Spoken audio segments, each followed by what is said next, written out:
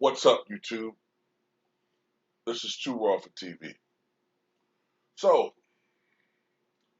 in this video, I want to talk to you about one of the greatest misperceptions, and quite frankly, when repeated by those who should know better, one of the greatest lies ever told about Wilt Norman Chamberlain. Okay? And that is this often repeated myth that he played against, quote, 6'4" white midgets. Okay, I the reason why this irritates me so much is it shows a gross ignorance of Wilt's time period of play. What's going on, in my opinion, is that you have people who confuse the era of say, George Mikan and Joe Fulks and Max Soslovsky and those guys with the later era of Bill Russell, Wilt Chamberlain, Jerry West, Oscar Robertson, Jack Twyman, Richard Gere, uh, et cetera, right? Hal Greer, Elgin Baylor. They don't they just see it all as one group. The thing that makes that most insulting to Wilt Chamberlain's legacy is there was no such thing as a 6'4" center when he played. Okay? In fact, I would say that pound for pound, Wilt Chamberlain went against more quality competition at the center position than Shaquille O'Neal. I've always thought that Shaquille O'Neal, as great as he was a little bit overrated by his fans, and a little bit overrated as to how dominant he is. All right, I've done variations of this type of video before. I talked about from individual statistic perspective the fact that for instance, Shaq only has 3 career 50-point games. Okay, um, now some of that you could chalk up to a little bit of the era he played in, the late '90s.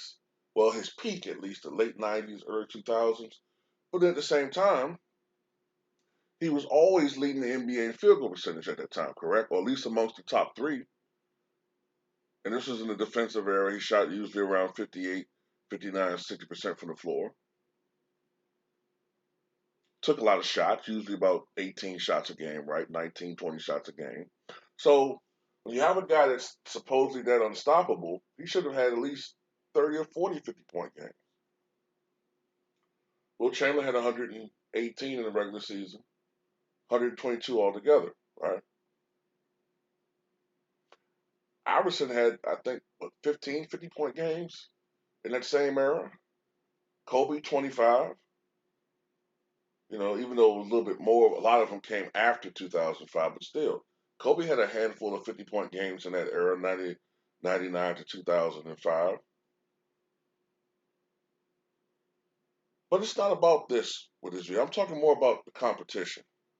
Now, yes, Shaq played against the Akeem Olajuwons and the David Robinsons and the Patrick Ewings. Okay, he played against some great all-time big men. But it has to be noted that Shaq's greatest success did come when those guys got old. Okay, Shaq really started winning. Now he did have that trip in the finals of '95, right? But consistently, Shaq really didn't start winning until '99, 2000. By that time, Patrick Ewing was a shell of himself. Akeem Olajuwon was a shell of himself. David Robinson was a shell of himself. All right. Now, those are the top tier guys at their center position. Next level, you have guys like Alonzo Mourning, um, the Kembe Mutombo, those guys, all right? But the problem is, those guys were in the Eastern Conference. Shaq was now in the Western Conference. So Shaq really didn't have to deal with those guys anymore, correct? Except for maybe in the finals. Rick Smith, same thing, Eastern Conference.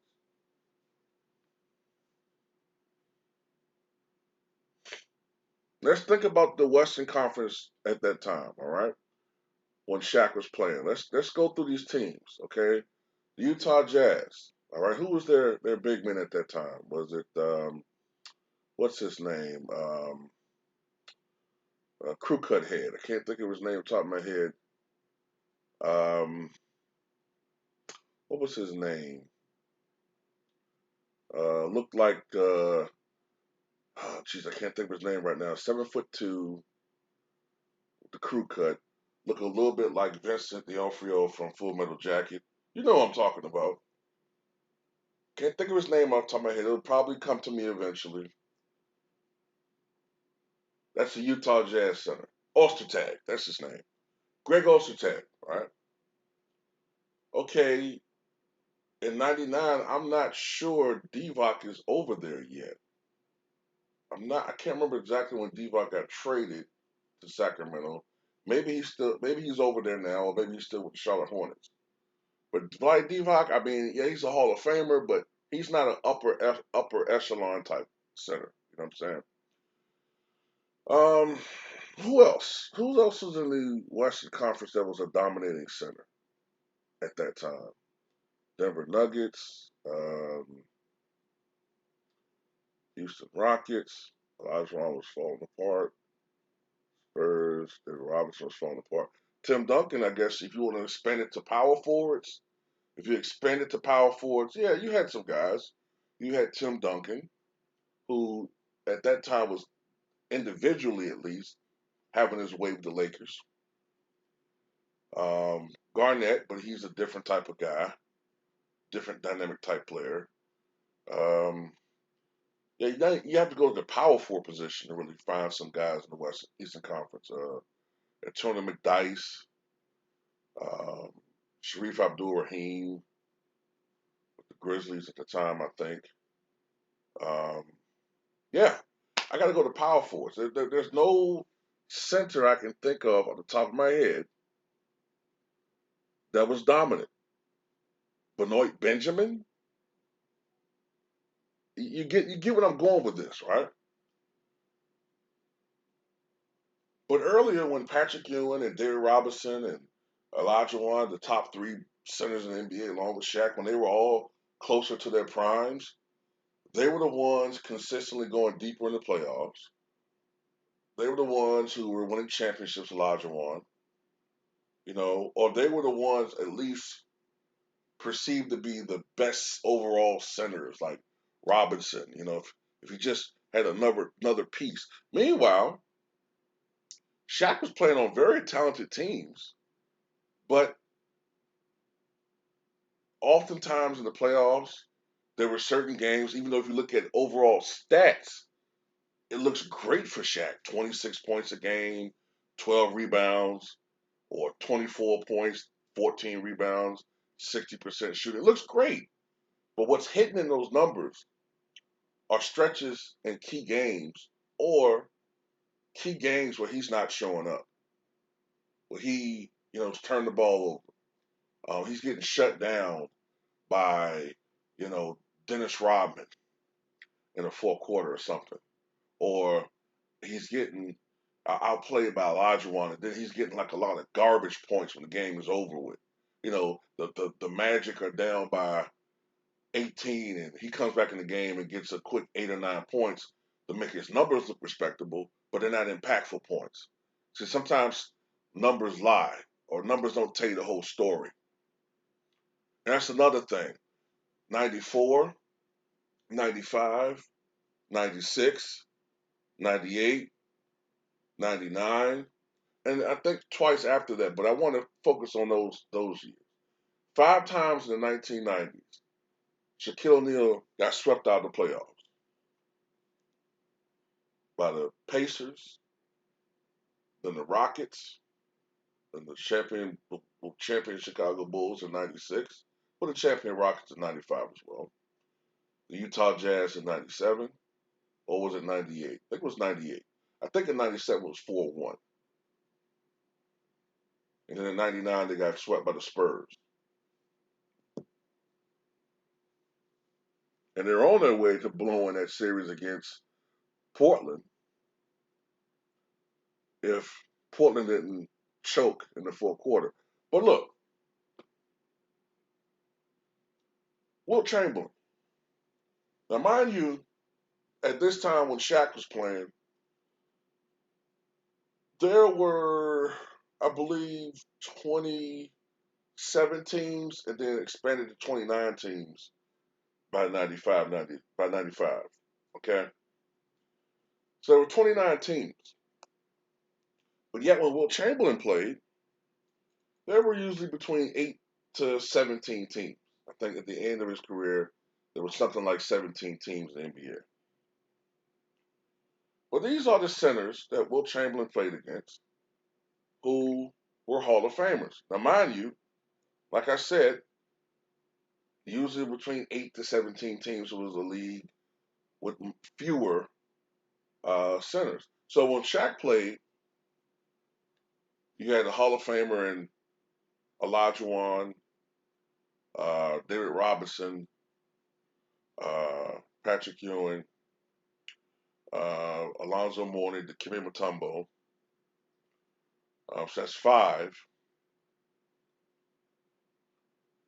And I'm trying to go past that. Divock, that's 6. Um, hmm.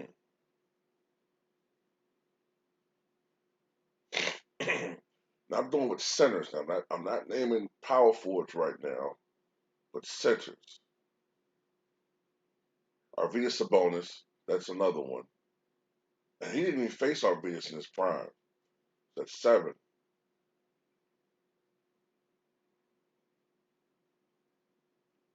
That might be it. So there were 7 Hall of Fame centers in a 29 team league. That's okay. Not saying he didn't have any competition, but more of it was in the 90s. Now, let's look at Wilt Chamberlain. He had Kareem Abdul-Jabbar, who was 7'2", Hall of Famer. Walt Bellamy, who was a Hall of Famer. Now, even though he played in the ABA, and maybe you don't want to count him, but there were NBA, ABA games that occurred. So if you don't want to include Artis Gilmore, I understand. But if you include him, of course he was a Hall of Famer. In fact, he's the greatest big man ever played in the ABA. Bob Lanier is a Hall of Famer, and Nate Thurman is a Hall of Famer. Okay,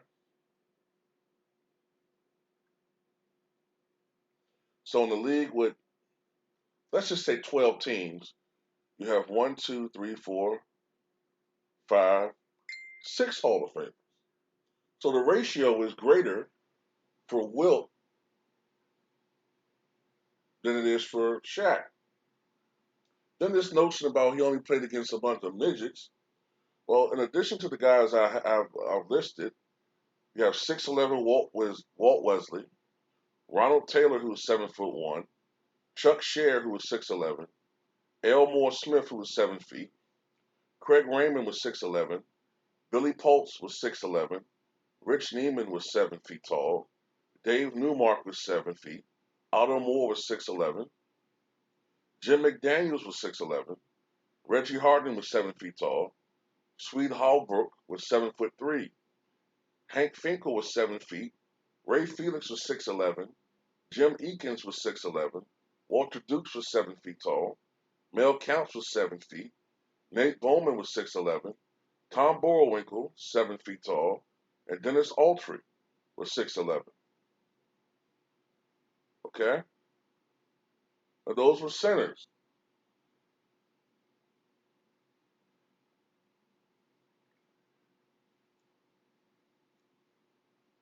Now, technically,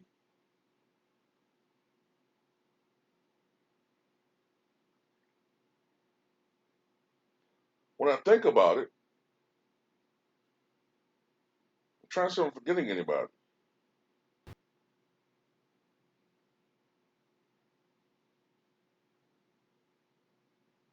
Yeah, I am forgetting somebody. For Wilt, Zelmo Beatty. Now Zelmo Beatty was 6'9", 6'10", but so was Alonzo Mourning. So that's 7 Hall of Famers that he played with. Wilt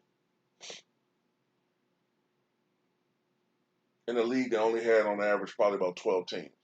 So the point of this is it's a myth that Wilt Chamberlain didn't play against Hall of Fame caliber talent, and it's a myth that he only played against quote unquote 6'4" midgets. But I can't help but figure out I'm missing something. Oh yeah, I am, because I'm only really going with the '60s. I didn't really include the early 1970s. When you include the early 1970s, then you have guys like Dave Cowens, who's 6'9", 6'10". He's a Hall of Famer. Then you have to also include Elvin Hayes, who was 6'9.5". Okay. Then you have to include Wes Unseld, who was 6'7", 6'8". These are Hall of Famers.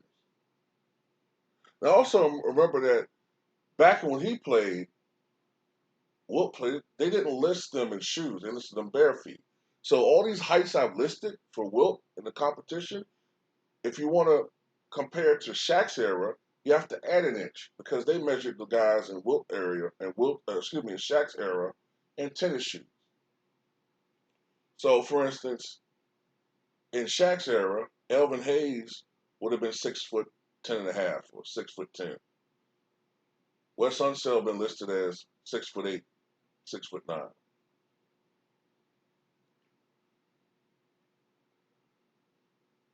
You know what I'm saying? So, and one guy I did forget that I think is going to be a Hall of Famer eventually in Shaq's era is Ben Wallace.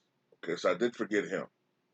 But the point of this is, it's a lie and a gross understatement to say that Wilt Chamberlain played against no centers and guys who were small midgets. I remember hearing somebody recently say Wilt was 7'9" playing against 5'9" guys. I'm like, can you be any more disrespectful? Can you be any more disrespectful?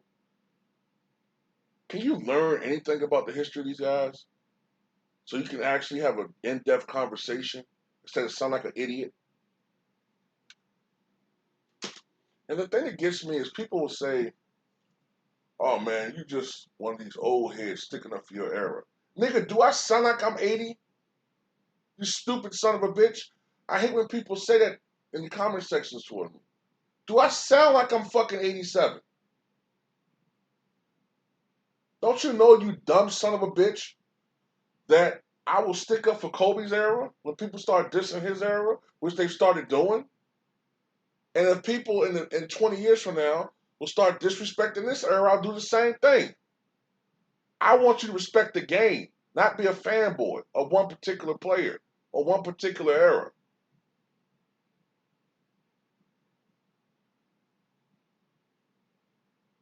So that's pretty much all I got to say. You know what I'm saying?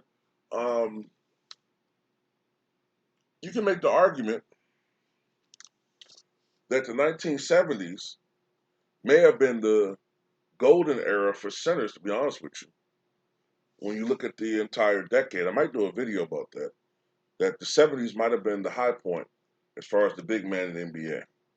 You still had quality big men in the 1980s, but there was a slight decline, maybe, in what a lot of them could do.